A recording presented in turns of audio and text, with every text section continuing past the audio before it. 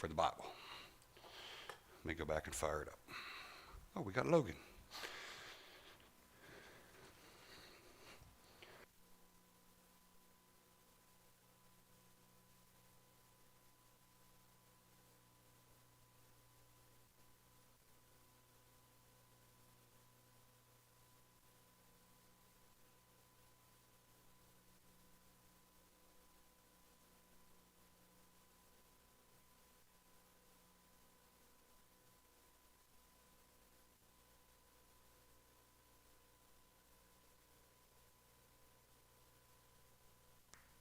Well, welcome to Evidence for the Bible. You know, one of the things I love about the Bible, or one of the many things I love about it, is that it's full of history. And there are two reasons why I love it for that. One is because it is not just ordinary history. It's full of God's history. It tells us the history of the universe, planet Earth, the human race, what went wrong, how God has planned to put it all right, and then how he did put it right. I love it for that reason. The other reason I love it for being full of history is because there are so many people today who tell you the Bible is nonsense. You can't believe it. You're all familiar with that. But I love the fact that you can say, but listen, the Bible is accurate history, and because it's full of history, you can check it out. And that's what we're going to do this evening. We're going to check it out. Now, in checking it out, I'm going to be moving fast. So those of you who may want to take notes, you needn't bother to take notes, because I'll tell you how you can remember everything afterwards. You'll forget everything I said before the end. But we're going to be looking at the subject of, yes, archaeology and the Bible. Archaeology. Well, that might be all right for some people like Danny, but for most people it's a turn-off. Archaeology. Well, it's easy to remember. Archaeology is rubbish. It really is. It's the study of durable rubbish, the leftovers of previous generations and civilizations. When you send stuff in the trash can and it goes down to the landfill site, in 300 years' time, that will be a treasure trove for archaeologists. They'll be digging it up to find out how you lived, what you ate, and what you threw away. They'll love it. So there's a good reason for chucking it in the landfill site. Archaeology and the Bible. Professor Donald Wiseman, who was, until he died a few years ago, was one of the finest archaeologists in the world. He was a worldwide Assyriologist. He said to me once, archaeology, correctly understood, always confirms the accuracy of the Bible. And what we're going to do now is to look at some of those people and events that some people thought never existed. We're going to look at people and events that were dismissed. They were in the Bible, they were nowhere else, and therefore they didn't exist. And we're going to show how again and again and again the experts got it wrong. Let's start not quite at the beginning, but pretty close to the beginning, the global flood. Now, most of you may know that a catastrophic flood is well embedded in the ancient traditions of nations right across the world, including places like Alaska, China, Egypt, Guyana, Hawaii, India, Iran, Mexico, North America, Papua New Guinea, Peru, and Russia. In fact, with the exception of Antarctica, and you might work out why, every continent has flood ideas, traditions. Now, some of them are quite wacky, you know, riding out the flood on the back of a turtle and things like that. But they are all recognizing a flood, even in places where they're a long, long way away from the water. But we're going to go back to the ancient Near East and look at some that are closest in resemblance to the biblical record. Here are two: Atrahasis epic, that was mentioned earlier, and the Gilgamesh epic. Now, let me tell you briefly the story of the Gilgamesh epic. Gilgamesh wants to get immortality, and he meets up with Utnapishtim. And Utnapishtim says, I was told by the god Ea that there was going to be a big flood on the land, and I had to build a big boat. I got the dimensions, and I built the big boat. He built this big 6-decker. He was told to bring representatives of the animal kingdom into the big boat. He was told to bring his family into big boat, and he rode out a terrifying flood for 1 week. In fact, it was such a terrifying flood that even the gods, the lesser gods, were terrified by it and were afraid. And then eventually he sent out a dove, a raven, and a swallow. And in his case, the raven didn't come back, so he knew it hit dry land somewhere, got out, and he worshipped the gods. You can see immediately some similarities. Now, that is encouraging, not discouraging, because it means that here is a legend of the flood. And where does it come from? It comes from the more sane version that you find in the biblical record. Now, there's a little quirk in the Atrahasis record that's worth just passing on to you, because in this case, we're told that the demigods that had been created to do all the work for Enlil, the main god, they downed tools and went on strike. So they had to create the human race in order to do the work that the demigods refused to do.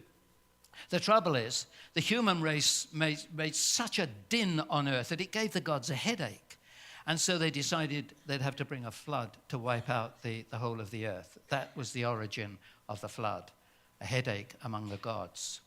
Now, all this is encouraging because it does at least tell us that right close to the biblical origin of the flood, right there in the Mesopotamian area, where we have the record of a global flood right over the whole of planet Earth, that there were the people were picking up the story as generation went on after generation, and it spread across the world. So when people tell you there are many stories of the flood, don't be fazed by that. Say, yep, I know that. And in fact, isn't that encouraging? Where do you think the idea comes from? It comes right from there in the Bible. Oh, and by the way, don't forget, of course, that Jesus and the prophet Isaiah and the apostle Peter all believed in a global flood that was a fact of history. Let's move on a little bit from that. Did Abraham exist? You see, one of the problems is the only reference we have of Abraham is in the Bible. So he didn't exist. Now, to this day, we don't have any reference to our Abraham outside of the Bible. But we've got some interesting references. This is an inscription desk of the Mari people, the capital of the ancient Amorites. Now, the Amorites are mentioned around 78 times throughout the Old Testament. They come in lists again and again and again. And they were generally enemies of the people of Israel, and they were one of the many tribes that were taken over when the people went into the Promised Land. And the Mari, the great capital of the Maris, was discovered in 1935. And they discovered the 6-acre palace, 600 rooms on 2 levels. But much more important than that was the fact that there were some 20,000 clay tablets, like the one you're looking at, that came to light. And this told us a huge amount of the Ammonite people. Now, the Amorite people were there, roughly speaking, at the time of Abraham. And we learn a lot about their culture. And Professor Daniel Fleming, an expert in the Mari documents, has given us the understanding of so much of the culture of the Amorites that's revealed there. And the names that you find. Names in their documents like Noah and Abraham and Laban and Jacob and Gad and Dan and Levi, and many place names that are there that are well known in the Bible. Now, those names, those people's names, are not the same people as ours in the Bible, but it shows that those names are very familiar at that time. And the culture is very, very similar to the one that we know is revealed in the book of Genesis. In fact, let me tell you a little bit about the time of Abraham. If you think that Abraham and Sarah were really very primitive people, came from a very primitive society, then stop thinking like that and think again. You're looking at some correspondence, and let me tell you that from that time, there are thousands of little clay tablets like this, yes, from 500 years before Abraham even. When Sir Leonard Woolley dug up Ur of the Chaldees, not all of it, but a good bit of it, which was where Abraham started out in life, when he dug it up around about in the 1920s, he discovered that 1 in 5 homes had writing material in them. He discovered that Abraham and Sarah could have lived in a 2-story house with a bedroom, reception room, kitchen, and some primitive plumbing as well. And we know now that these people were skilled in mathematics, they were skilled in quadratic equations, they were skilled in geometry and in algebra, and they knew, wait for it, they had a working knowledge of the theorem of Pythagoras 1,500 years before the Greek philosopher was even born. And you're looking at a writing tablet. Now, there are loads of these. On the extreme left-hand side, you have the letter. You want to send a message. There are thousands of these, and there's many, many tens of thousands, I repeat, tens of thousands, in the museums of our world. The British Museum have got loads as well, and they haven't yet been translated. What might we read yet? There are marriage contracts. There are property deals. There are rental things for property. This is the one you're looking at, is actually for the rent of a room in a temple. And you simply write it on a piece of clay, back and front. You flip it over like this when you want to turn the page with a little square-ended spatula, like a lollipop stick, you just punch it in, and you get this little dagger kind of writing. You put it inside the envelope. You slap the top over the top of it. Actually, the letter was put in when it was damp in this case, because it's come out in reverse on the back, and then you seal it round, stick a stamp on it, put it in the envelope, and it gets delivered. Well, maybe. But there are thousands of these, and there are orders for goods. There was trade going on all around the Mesopotamian area in the ancient Near East. There are goods for the orders. There are complaints of the delivery of wrong goods and inferior quality goods 4,500 years ago. Nothing changes. And all that in the time of Abraham. He came from a very, very sophisticated society. And God told him to go out into the desert, not knowing where he was going. And he became a nomad.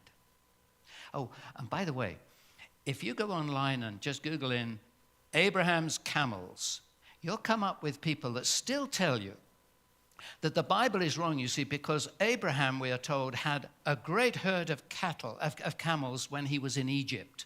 And we know that camels were not domesticated 2000 BC. Well, really? That's because they don't do their homework. Now, here's the impression of a seal. There are 2 kinds of seals. There's the cylinder seal, which is a little bit thicker than your finger and carved round it, and then it's rolled over a piece of soft clay. It's like your ID card, your Visa card, if you like. Or there's the flat seal, which you carve on a piece of a stone, and then you slap it on the seal. Now, this is the seal impression of a cylinder seal. And can you see, look carefully. There are 2, actually it's only 1, but it's come out twice. There are 2 humped camels with people sitting on them. Can you see that? Well, this may just help you a little bit to pick it out. Got it? All right. That may not be how you'd draw a camel. It's probably better than I would. But anyway, there are 2 humped camels. This is within a couple of hundred years of the time of Abraham. And that, in archaeological terms, is next door. So we know that camels were domesticated even before the time of Abraham. The idea that the narratives of Abraham and his family were invented during the time of the monarchy at the earliest is, according to Professor Kenneth Kitchen of Liverpool University in England, without a particle of supporting evidence.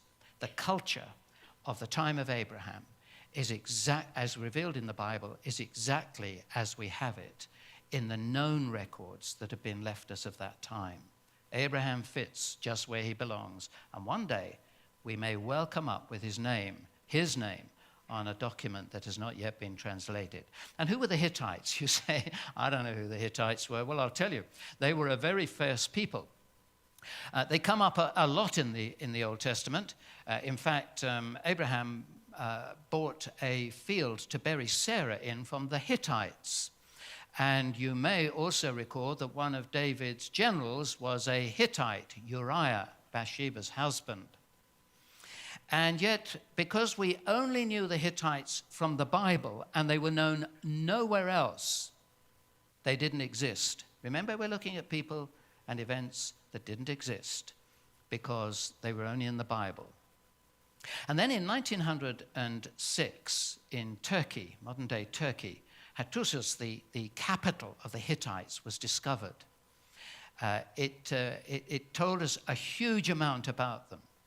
The palace was covered an area and covered a huge area, and there were many, many rooms in it. The Hittites are now well known. Some of you may have even seen programs. The BBC ran a program not long ago on the Hittites.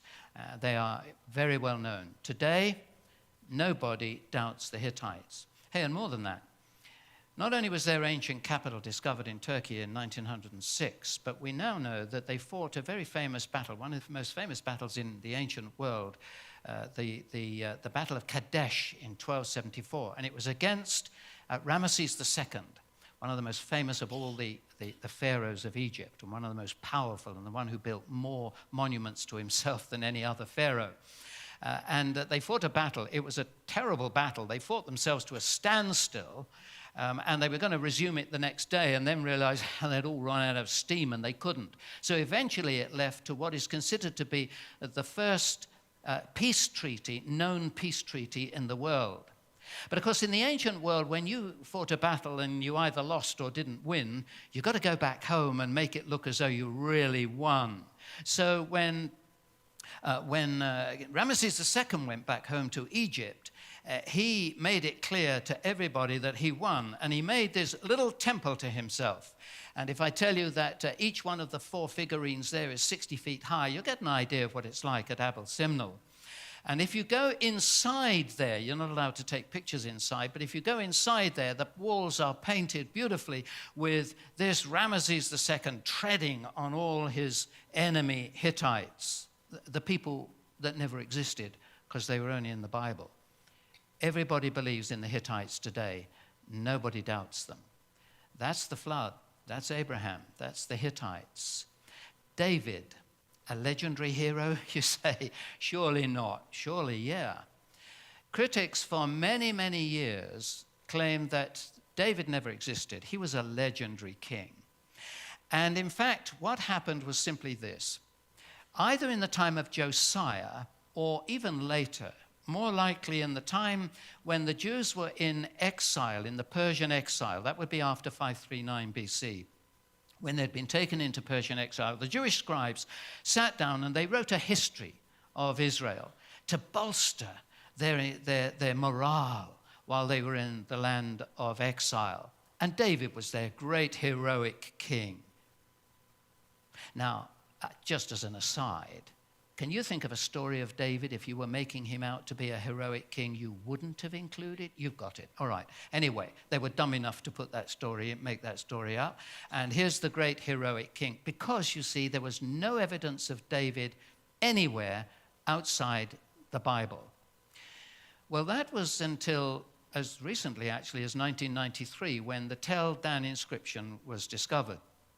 Discovered at a place called Dan in northern Israel, and it was the ruins of, and hence it was Tel Dan, because Tel is the Aramaic word for a ruin mound, like a big rubbish tip, really, trash tip.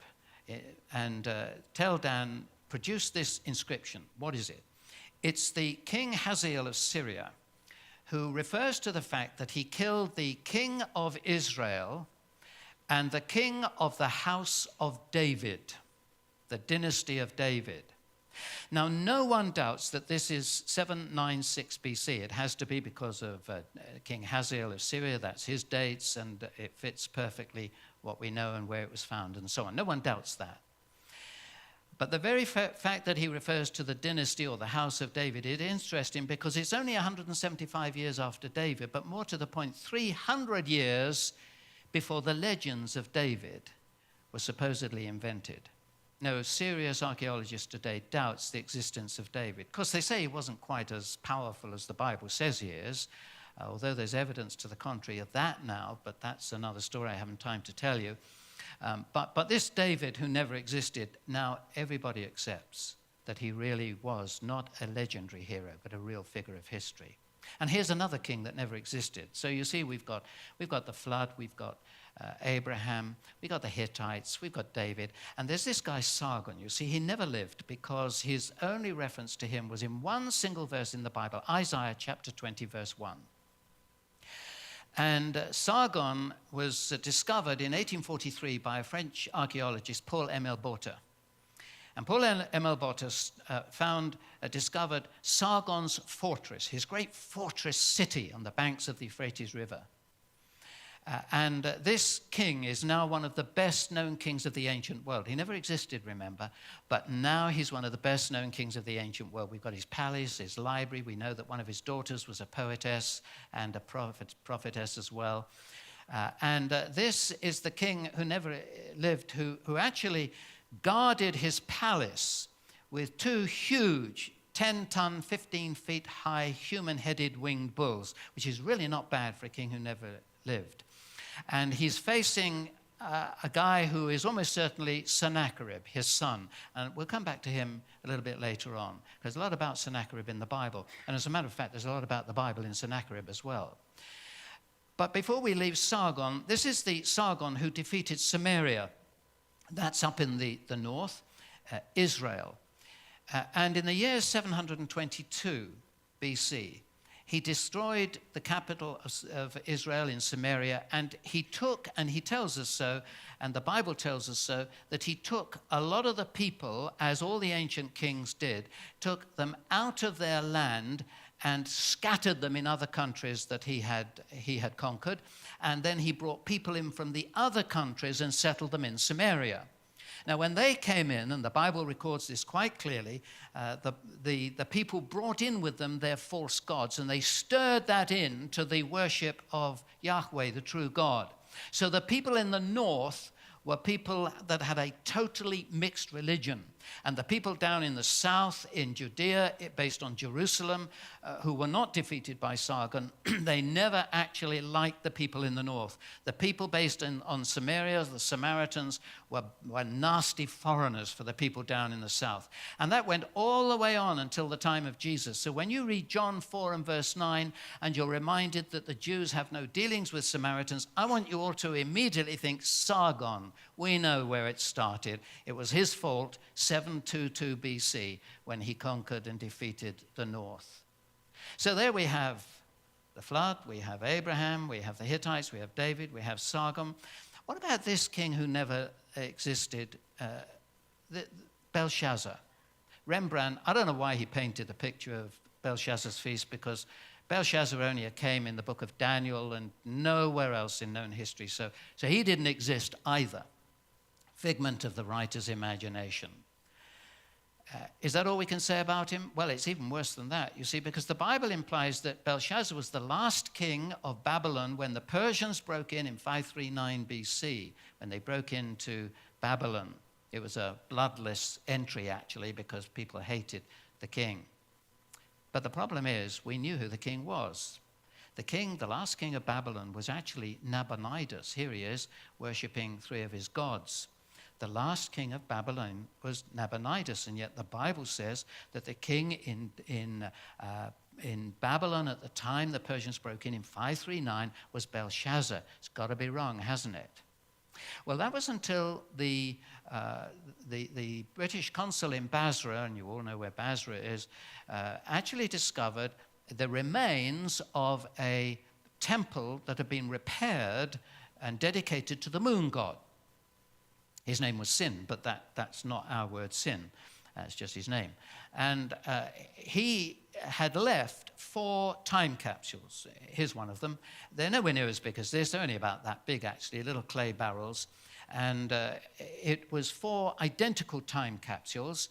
And on it, he had a prayer for himself, of course. And he added, and Belshazzar, my firstborn, the offspring of my heart. So now, because we found Belshazzar on a lump of clay, we're allowed to believe him in the word of God in the Bible. But wait a moment. Then who's right and who's wrong? I thought we knew that Nabonidus was the last king of Babylon. Well, this is exactly what historians and archaeologists now know. Nabonidus had been away in Arabia fighting battles for the last 10 years, and he had put his son Belshazzar on the throne as de facto king, and he was on the throne in Babylon, and he was having a whoopee time when, in fact, he saw that writing on the wall. And Daniel interpreted it for him, translated it for him, mene, mene, tekel, upharsin, you've been weighed in the balances and found wanting. And that very night, the enemy broke in and Belshazzar was killed. So actually, when Daniel was made third ruler in the kingdom as a result of that, number one, it was a very short-lived honor. And number two, we now know why he was the third ruler, because Nabonidus was number one, Belshazzar was number two, Daniel could only be number three. Fits perfectly. Remember what we're doing? We're looking at some people and events that supposedly never existed. We've got the flood, we've got Abraham, we've got the Hittites, we've got Sargon, we've got David, and we've got Belshazzar. What about this place, Nineveh? The magnificent capital of Assyria in the time of Sennacherib, the king we've just been thinking about earlier. The problem is, when the Babylons destroyed it, they destroyed it so well that it just disappeared. So where on earth was it? Is it? Or was it ever? In fact, until the 19th century, they were beginning to believe that maybe there never was a place, because, you got it, it was only found in the Bible. Well, the problem was compounded because two little prophets in the Bible, Nahum, he's very small, you'll find him, I promise you he's there, and Zephaniah, he's there as well, he's a bit bigger, but you'll find him. They prophesied of Nineveh. Nahum said, Nahum 3:15, their fire will devour you. And Zephaniah, God said, Nineveh would be made a desolation, a dry waste like the desert. And that is exactly what happened. And we now know that because when Nineveh was eventually discovered in 1847 by Austin Henry Laird, an English archaeologist, the whole city came to life. And the burnt walls, fire-blackened walls, you can see right there in front of you, where the scorching of the walls of the intense heat. And that's exactly what happened in 612 BC, when the Babylonians actually destroyed the city and wreaked revenge, because earlier the Assyrians had been to Babylon and had done the same thing to them. So it was payback time to Assyria, making Nineveh a desolation, a dry waste in the desert. And the whole city disappeared under the desert floor until in 1847 it was discovered. And when it was discovered, it made news, international news, because a biblical story was literally coming out of the ground. Well, let's go and have a look at that story just for a moment. You remember the guy who was chatting with his dad earlier? Sargon on the left and Sennacherib on the right. Sennacherib, on his father's death, took over the power of the kingdom, and the very first thing he did was want to collect rent from all the subject nations that should have been paying him. This is all written in the Bible, and it's all written in Sennacherib's records as well. In fact, this is not a Bible text. This is Sennacherib's record himself. He says he took his army through the land of Judea, and as to Hezekiah the Jew, incidentally, this is one of many times when pagan kings refer to Jewish kings in the right place at the right spot, and Jewish kings are referring to pagan kings in the right place at the right spot. As to Hezekiah the Jew, I laid siege to 46 of his strong cities, walled forts, and to countless small villages in their vicinity. So he trundled his massive, brutal Assyrian army through the land, smashing, destroying, plundering, burning all through the land. 46 of his strong cities and walled forts and the land around them. It was a devastating time. And Hezekiah is holed up in Jerusalem. And then Sennacherib came to the walls of Lachish. Lachish is the second most significant, most powerful city and the most well-defended city of all. And eventually it fell. And when he went back to Nineveh, Sennacherib decorated his victory wall, not with Jerusalem, but with Lachish. 61 feet of wall panels And it was when Austin Henry Laird discovered it in 1847, as I say, it made international news because here was a battle from the beginning to the end put out for us all to see. It's now how we know what ancient warfare was like. And you can see the battering ram. I'd love to talk to you more about that battering ram, but I haven't got time. But this is how we know what battering rams were like in the ancient world. And down on the bottom right-hand corner, you can see people. It's an early form of crucifixion. The Assyrians would put a stake through a man's stomach or his groin and leave him to die. And all through this tremendous panel, all the way around until you have people right at the end, some of the leaders being spread out and literally flayed alive, with the children being made to watch. And it's quite significant that I'm not showing you a picture of that, but you can see children escaping with their parents, even in the one in front of you there. It's a biblical battle that's coming right out of the ground. And right at the end, you have the king sitting on his throne receiving the booty. Sennacherib, king of Assyria, besieging with all his forces.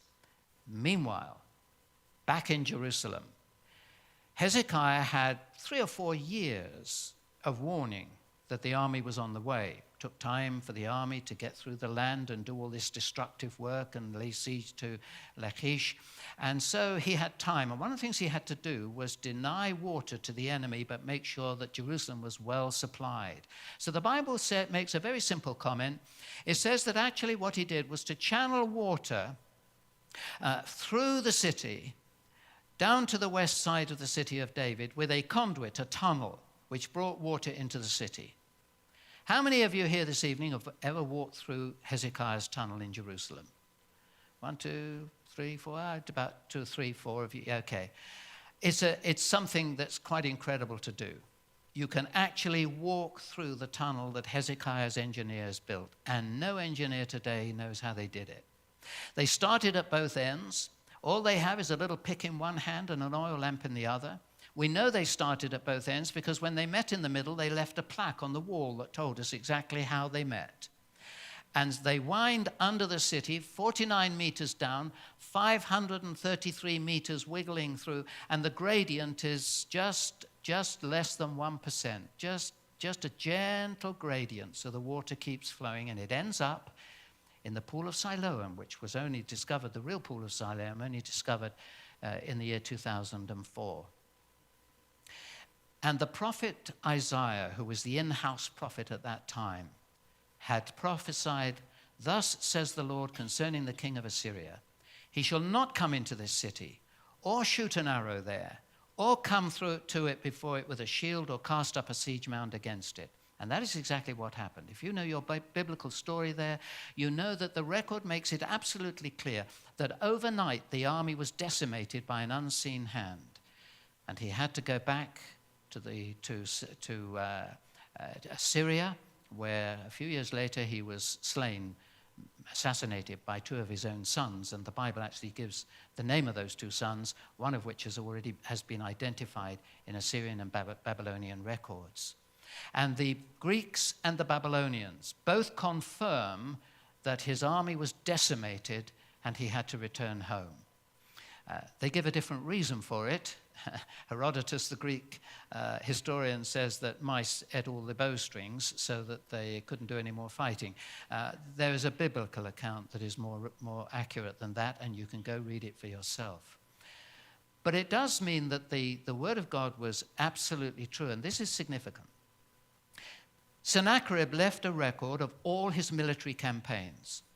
And in every single military campaign against the surrounding nations, he captured the central city and captured its king, with one single exception. And that was Hezekiah in Jerusalem. And all he can say about Hezekiah in Jerusalem on the Taylor Prism is that he shut up Hezekiah in Jerusalem like a bird in a cage. That's true.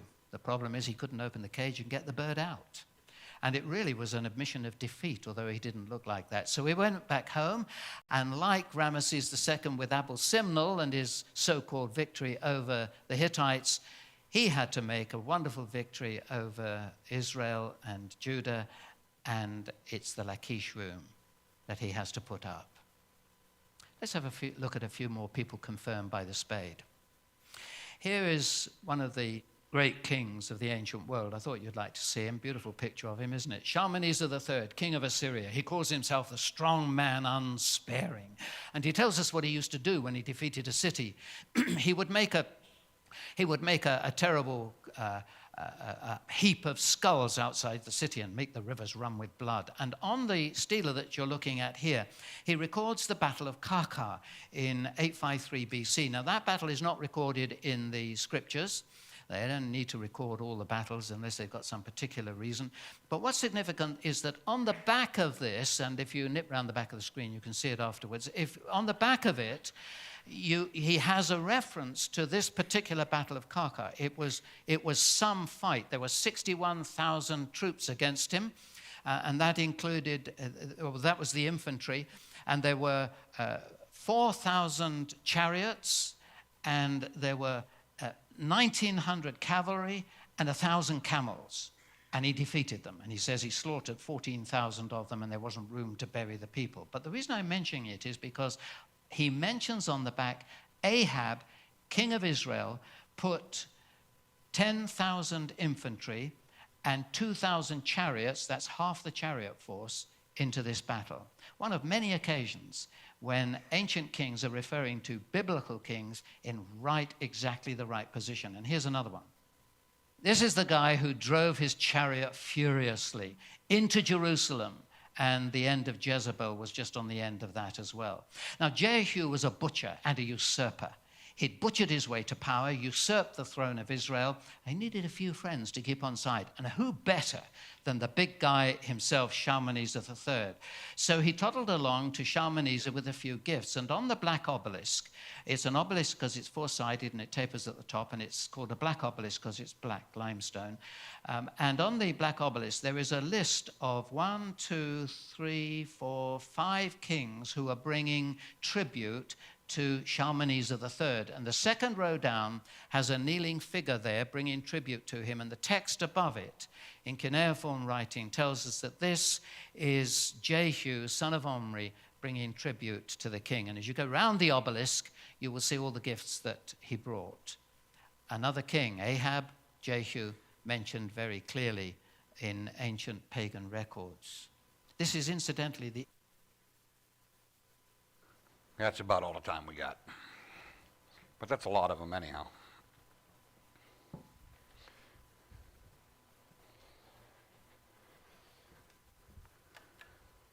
Questions, comments? I think he goes on for another 20 minutes of other finds.